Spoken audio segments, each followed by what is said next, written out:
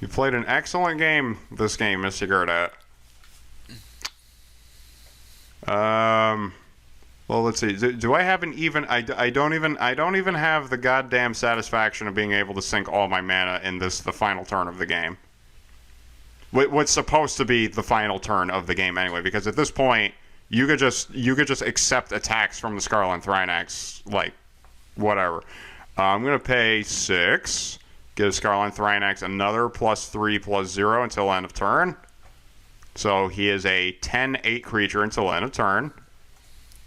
And I'm going to swing into you for 10. All right, I'll take 10, bringing me down to that was right. That was the correct move. Is just take 10 because if you're I going to block gain it, all of my 12 creatures life die. points. And though I can stun you out for next turn, that doesn't really matter. The irony is that players who run Kusarigama, they would think, right? Like, oh, this card is a deadlock. Of course he's going to block my creature. And then I realized, no, they are not going to block the Kusarigama equipped creature. All right, so I'm going to spend 3 in order to cast Surging Sentinels and trigger Ripple. Nice. 1. Good luck. 2, 3. Come on, and get one. 4. Get one. Nope. Ripple be damned. It's a sucky keyword, and it should stay in obscurity Ripple, forever. Okay, it impacts deck building in a very negative way, but that's fine. It's a very cool fucking keyword. Anyway, it is a cool keyword. It's too bad it doesn't work. Actually, I am not gonna spend 3 here because went the way of banding. I'm gonna swing 4 or 5 in the air. A rampage. I take 5 damage. All right. During my end phase, both my Roll of Reverence will target Yosei, giving me 10 life. Your turn, Mr. Cloud. Alrighty then. You could be fucking cool and actually block the Scarlet Thrinax this turn. I will lose if I do that, though. Attacker. You're not gonna lose? Are you kidding me? Dude, you will wipe my entire board if I block the Scarlet Thrinax. Bro, if you're not sitting on removal right now, you're gonna draw into it. Okay, now I finally have an even number of mana because I played the Pinecrest Ridge for my basic land play. The best thing about Pinecrest Ridge is that it enters the battlefield untapped, honestly. And I'm gonna sink all my mana into Kusarigama. So now my Scarlet Thrinax gets +4/+0 until end of turn. So he's now a 12/2, technically? He is a 12/8 creature until end of turn. Okay. I'm sorry, he is an 11/8 creature until end of turn. Okay. So swinging for 11. In response, I'm going to Path of Exile your Scarlet Thrinax. And as a response, I'm going to sacrifice the Scarlet Thrinax to itself because you can legally do that. So your spell is going to fizzle, and I could care less that I don't get my basic land card. So there. Your turn. All right. Unkeep. This has to be the most fun I've had losing a game in a long time. All right. Gonna put down a snow-covered island. Gonna spend 4 in order to cast. 5 in order to cast Meioku, the Clouded Mirror. Then I'm going to spend these 2 planes and bounce them back to my hand in order to gain 2 1/1 tokens. Nice. All right. Just remember, Mr. Gerdat, if you kill me now, you don't gain your life points. I don't care about gaining my life points. I'm just Malogu going to attack does not get to attack. Swinging for 7. I'm at -5 health, which means that I lose the game. All right, then. Good game, Mr. Cloud. Good game, Mr. Gerdat. With that end of the game in your spectacular 2-0 victory, we've seen just about all that this matchup has to offer. Yeah. I think... No, I actually got to play almost everything except my one really good multicolored card that is actually more or less a vanilla. So I would like to show him off. Let us examine this one really cool multicolored vanilla ice cream sandwich. Behold, Esper Cormorants. Cormorants. Yeah. 3 an artifact creature. That's a 3/3 with flying. Yeah. Very nice. All right. I noticed that about this matchup specifically, that because of the Conflux set specifically, all of the artifact creatures that we had access to had at least one color assignment. Yeah. Usually white or blue. And I didn't actually get to play my Frost Raptor, but I was hovering over it a bunch. I will say that, to be perfectly honest, this was a bit difficult of a set to build around because, again, there's not all that much synergy in between these sets. That said, I personally think that the match itself that we had was actually really fun, mostly because, Cloud decided to actually play this Font of Mythos, which... Fount of Mythos is a very cool commander card, okay? Exactly what you were looking for. Just don't actually run it competitively. Don't do that. Don't do that to yourself. It was unfortunate that, like, you'd think that, like, okay, I'm letting my opponent draw lots of cards. What if they can't play any of those cards? I mean, it's one thing to have it in your hand, but if you don't have the mana, or worse, if you're drawing too many land cards, then you're just going to end up discarding those cards anyway. You never drew into your Malphagor? No, actually, and honestly, if I did, that would have been really cool. Except for the part... Honestly, Malphagor... I take that back. Malphagor would have been the most effective thing that I could have used against you because he triggers when he hits the battlefield. Yeah. He does not give... Because you're not running... You ran, like, one counter spell. My Martyr would have been able to counter him, but I'm not running enough of Martyr in order to, actually make it a worthwhile investment. Right. So if you don't kill Malphagor on the stack, he's going to make you sacrifice your entire board. Yeah. Because in the test that I was having, because I was using Font of Mythos liberally, not assuming that my opponent had lots of 1 or 2 drop removal spells in his hand, which is key in this game, is to make your removal as cheap as possible so that you can also develop your board or draw cards in the same turn, that I usually had lots of cards in my hand, and those cards get counted when Malphagor hits the board because he makes me discard my entire hand.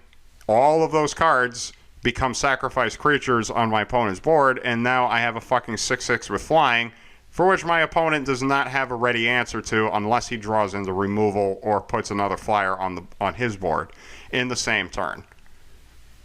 Oh, and I suppose a close second would be Soul Blast, but I say close second because Soul Blast depends on me actually having creatures on the board. I like a lot of the synergies that you managed to find with the Orochi Hatchery. My big issue is I don't have the ramping abilities to make it so that Orochi is ever going to be at more than 2. So I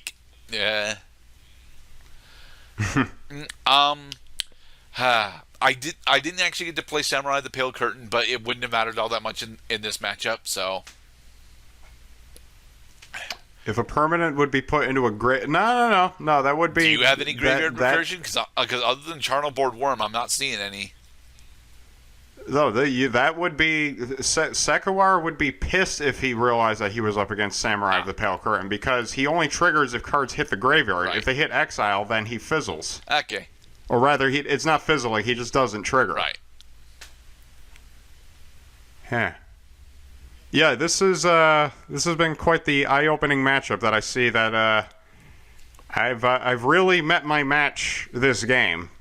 So congratulations to Mr. Gerdat for making a very powerful white and blue flyers controlled type of deck that put the screws to the opponent in a most excruciating fashion, but did to secure him a flawless 2-0 victory, while using also lots of really cool multicolored cards and also giving the Dark Depths a try, even though he did not... if you let the game last longer, you might get the Dark Depths out, but you didn't do that. If I've got Honden out, the turn clock is already ticking. All right, I need to have Honden out. If I've got Honden of Cleansing Fires out specifically, the ability to get my life up to a certain point so that Merit Lage can actually hit the field. I have around 10 turns in order to get it out. If I manage to actually get it out, if I manage to get Merit Lage out, I should have won 5 turns ago. Right. But the thing about Merit Lage also that honestly is kind of humorous. Like you spend all this time and doing all these cool like little technicalities and tricks to get the ice counters off.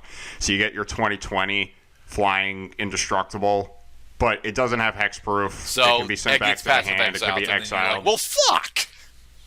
Yeah, exactly. You just okay, boom, gone. And that's why Path to Exile remains in the top 10 for white-colored cards in pretty much any format you play in Magic the Gathering. Look, I like Merit Lage as a concept, I do, but Dark Depths spawns with too many fucking counters on it. Even if it spawned with 5 counters, it would be arguably too many, because it would still be 15 mana to get the fucker out, but at least it would be payable over the course of several turns. At 10, 30 mana to get a 2020 out? No. At that point, just run Emrakul. Yeah, pretty much. Just go Eldrazi. Because you're paying 1/3 of the mana and you're getting something just as devastating to your opponent. Did you happen to notice if we had any other actual arcane, specifically synergies? Because I did see some splice into arcane stuff between the 3 sets, but like I couldn't actually get it to gel together. Well, I mean there. Like you had in your deck, there are abilities that trigger when you play when you specifically play arcane spells or you cast spirit spells because Kamigawa set forth the strong affinity among the duo keywords spirit and arcane, that the two usually go hand in hand, that spirit type creatures usually were triggered if you play arcane spells.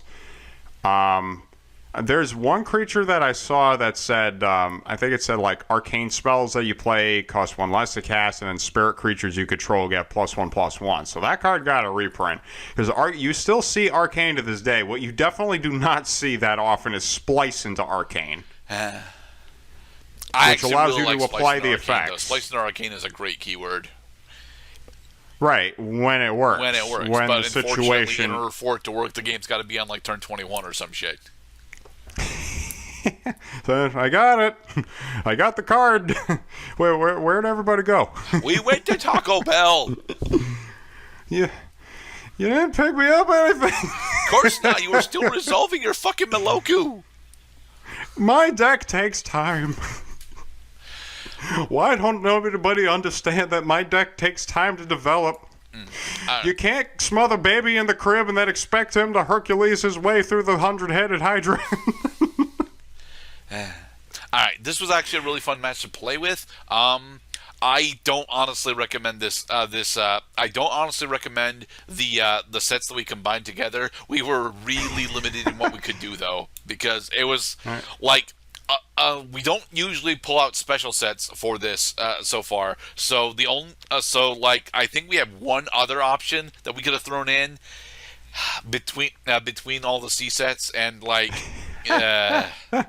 Yeah, more like we need a C-section because this baby's having problems. Yeah. No, match was fun. I don't recommend this particular set combination. I don't recommend either this set combination or the matchup that we had. I think that white and blue would never lose against this deck that I'm running, especially if I was actually playing the way that I was intended to.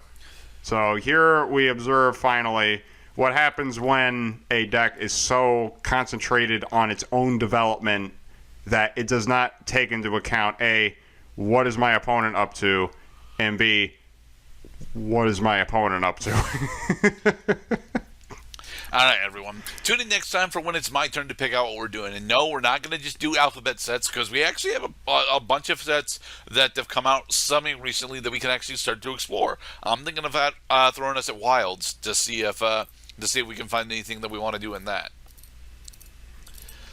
It's magic. You may never know when it's gonna be time.